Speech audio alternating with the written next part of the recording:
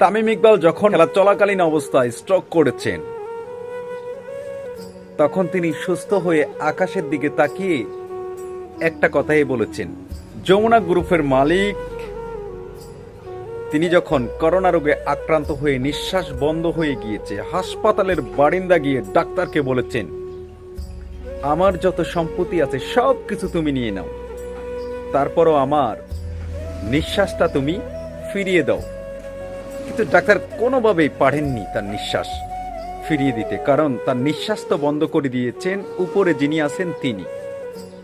Same Tamim ইকবালও হাসপাতালের বারিন্দা থেকে ফিরে এসে মোটামুটি সুস্থ হয়ে সেম কথাটাই বলেছেন। হয়তো একটা সময় পৃথিবীর সমস্ত সবকিছু দিয়েও আপনার নিঃশ্বাস যখন উনি বন্ধ করে দিবে আর ফিরিয়ে পাবেন না। তাই যতক্ষণ নিঃশ্বাস আছে ততক্ষণ এই নিঃশ্বাসের বড়াই দেখায়েন না।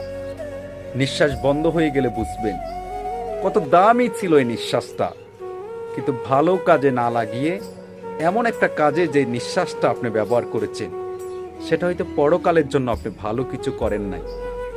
খারাপ কাজ করা কারো ক্ষতি করো একটা ঋণের মতো, একটা লোন নিছেন যেন একটা বোঝার মতো, সেটা করিয়েন না।